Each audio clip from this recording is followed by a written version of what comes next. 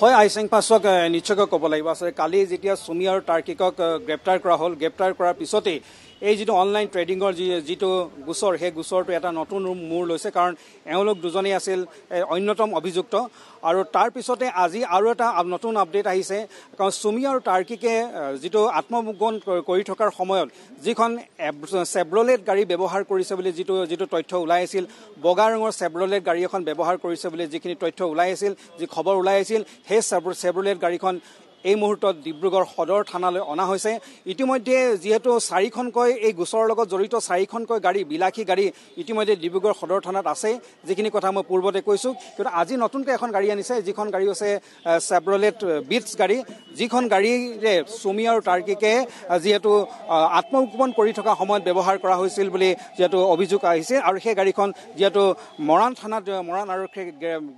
জব্দ কৰিছিল আৰু মৰাণ থানাত আছিল আৰু তাৰ পৰা আজি ডিব্ৰুগড় সদৰ থানালৈ লৈ আনিছে এইখনে সেইখন চেভ্ৰলেট গাড়ী যিখন চেভ্ৰলেট গাড়ী বহুত চৰ্চিত হৈ আছিল সুমি আৰু তাৰ্কিকে ব্যৱহাৰ কৰা বুলি চৰ্চিত হৈ আছিল তেওঁলোকৰ লগত কোটি কোটি টকাৰ বিলাসী বাহন থকাৰ পিছতো এখন সাধাৰণ চেভ্ৰলেট গাড়ীয়ে তেওঁলোকে যিহেতু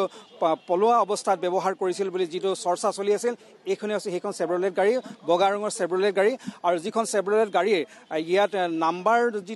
নাম্বাৰ ফলকখন অৱশ্যে নাই ইয়াত নাম্বাৰ ফলকখন এই মুহূৰ্তত আমি দেখা নাই কিন্তু এটা কথা দেখিছোঁ ইয়াত এটা এডভোকেটৰ ষ্টিকাৰ আছে আপোনালোকে দেখিছে এইটো এটা এডভোকেটৰ ষ্টিকাৰ এটা লাগি আছে নিশ্চয় এই গাড়ীখন কোনোবা এডভোকেটৰ হ'ব কাৰণ সেই গাড়ীখনৰ যিহেতু এডভোকেটৰ ষ্টিকাৰটো লগোৱা আছে ইয়াৰ বিপৰীতে আপোনালোকে চাওক ইয়াত নাম্বাৰ প্লেট নাই হয়তো আৰক্ষীয়ে হয়তো এৰুৱাই থ'ব পাৰে নাম্বাৰ তেওঁলোকৰ তদন্তৰ কাৰণে হয়তো এৰুৱাই থ'ব পাৰে যিকোনো কাৰণত নাজানো আমি কিয় নাই নাম্বাৰ প্লেটখন কিন্তু এই নাম্বাৰ প্লেট নাই বগা ৰঙৰ চেভ্ৰলেট গাড়ী আমি ভিতৰত চাওঁ ভিতৰত কিবা বস্তু আমি দেখিবলৈ পাওঁ নেকি ভিতৰত ভিতৰত বিশেষ পানী বটল আৰু বিশেষ ধৰণৰ সামগ্ৰী নাই পানীৰ বটল আছে আৰু বিশেষ নাই ভিতৰত বিশেষ সামগ্ৰী নাই কিন্তু এই গাড়ীখনক লৈ বহুত চৰ্চা হৈ আছিল কাৰণ বাতৰি ওলাই আছিল যে এই এখন বগা ৰঙৰ চেভ্ৰলেট গাড়ীৰে যিহেতু তেওঁলোকে আত্মগোপন কৰিবৰ সময়ত ব্যৱহাৰ কৰি আছে বুলি ওলাইছিল এই চেভ্ৰলেট বিটছ গাড়ী এইখনে আৰু মই কৈছোঁ ইয়াৰ পূৰ্বে ডিব্ৰুগড় সদৰ থানাত চাৰিখনকৈ বিলাসী গাড়ী জব্দ কৰি ৰখা হৈছে সেইকেইখন হৈছে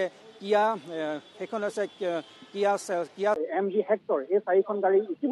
ইতিমধ্যে আমি দেখুৱাই আছো ইফালে আৰু এখন MG গাড়ী আছে গতিকে এই গোচৰৰ লগত পঞ্চমখন গাড়ী যিখন গাড়ী আচলতে অতিকে